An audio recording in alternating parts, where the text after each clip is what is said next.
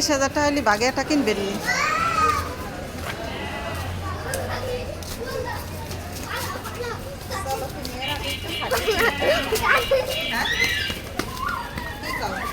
দেখেন তো 20,000 টাকার মধ্যে একটা পাওয়া যায়নি। হ্যাঁ, 20,000 টাকার মধ্যে এখানে আরো বেশি ছাগল।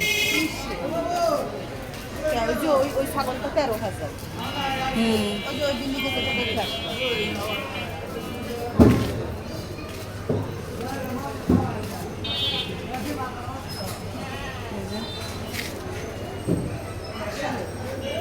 হুম,